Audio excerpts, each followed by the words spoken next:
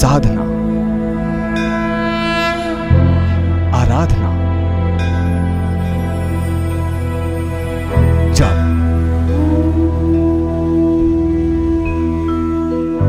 और तप, भक्ति और शक्ति का अद्भुत संगम, सिंहस्थ का महाकवरेज।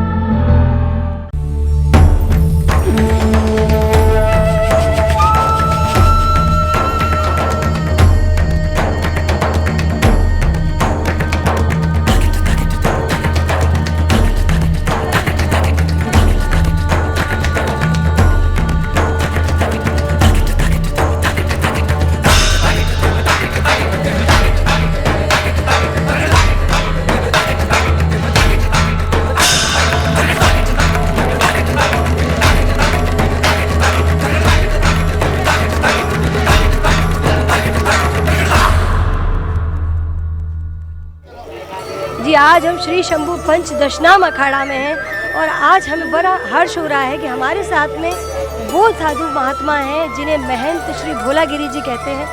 हम आपसे ये जानना चाहेंगे कि आप हठी योगी क्यों कहलाते हैं?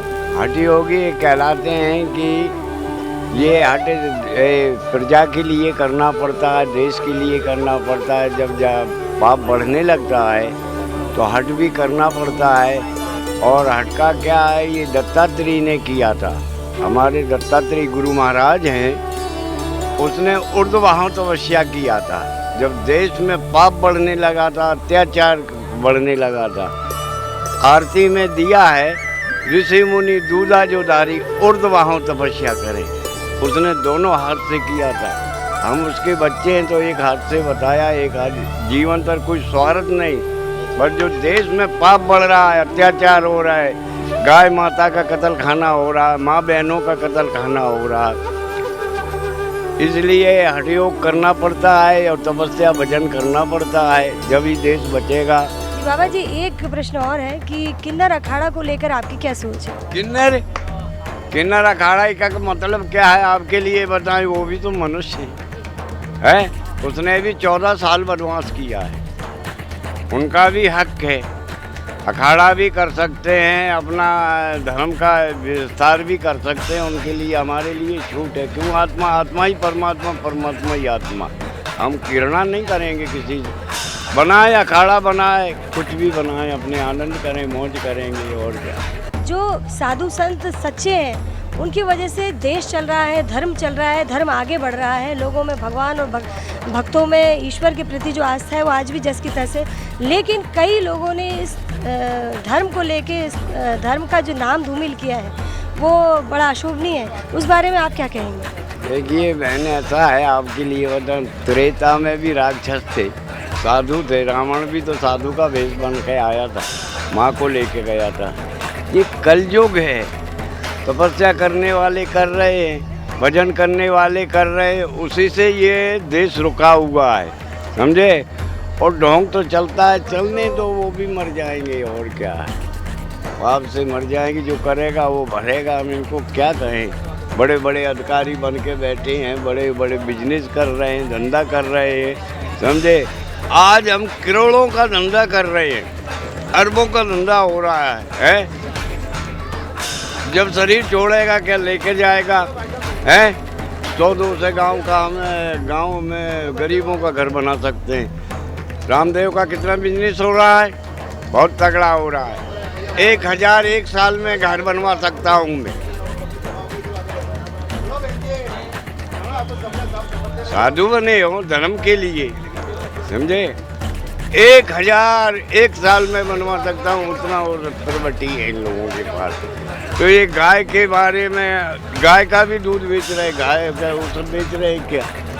सब ऐसे ही है बहने। अब इसकी किस्सा मत कहो, हमारा दिमाग खराब होगा। बाबा, सबसे बड़ी बात यह है कि एक साधु को क्या एसी कार में घूमना चाहिए? क्या जो एक सामान्य व्यक्ति, गृहस्थ व्यक्ति जो लेविश लाइफ जीता है, क्या उसको भी अधिकार होता है? देखिए आपके लिए बताएं, आजकल क्या है, ऐसा समय हो गया, गाड़ी घोड़ा सबके घर में हो गया, साधु के भी घर, मेरे भी पास है। क्या करूं? मेरे भी पास कर दिया। तो आजकल ये साधन ऐसा हो गया कि देखो मोबाइल चल गया है, गाड़ियाँ चल गई, समझे। पहले तो हम लोग पैदल घूमते थे, काशी से निकलते थे गिरनार, पैदल जाते थे, 2-2, 4-4, 6-6 महीना हो जाता था हमको। पब्लिक बढ़ गई है, सब हो गया, क्या करें इसका। मतलब ये अब भौतिकवादिता नहीं रही, आवश्यकता हो गई। मर्यादा भी अब कम हो रही है, हर एक तरीके से बहना बता नहीं सकते हैं आप। ये तो बात क्या कुछ होगा नहीं, ये तो चलता रहता है, कुछ होने वाला नहीं। हाँ, हाथी निकल जाता, कुत्ते भूंजते रहते हैं, बस यही ऐसा है। हम लोग तो भजन कर रहे, तपस्या कर रहे हैं। विभीषण एक लंका का था, एक ही बनने का। तो ऐसा ही तपस्या है, हमारी तपस्या, भजन चल रहे हैं, सब साधु कर रहे हैं, कोई कहीं पड़ा है, कोई कुछ कर रहा है, तो इसको कोई डिगाने वाला नहीं है बहन, ये तो धंधे वाले चलते ही रहते हैं। जी, तो बाबा जी का कहना है कि हर युग में इस तरीके के लोग आते रहे हैं।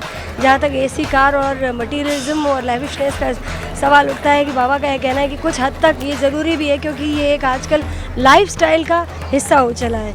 हमारे साथ में थे बहुत ही भारत के बहुत ही चहीते संत बाबा भोलागिरी जी, जो कि 37 वर्षों से तपस्या कर रहे हैं कि गाय को राष्ट्रीय पशु बनाया जा सके।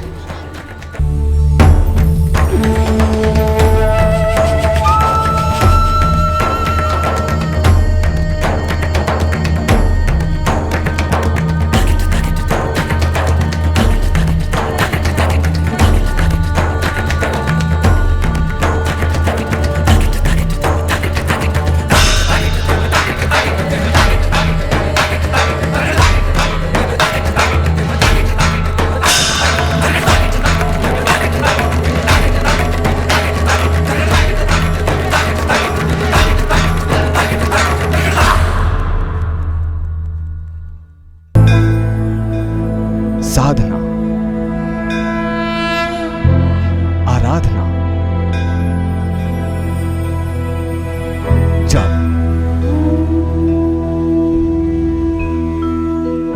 और तप, भक्ति और शक्ति का अद्भुत संगम। सिंहस्थ का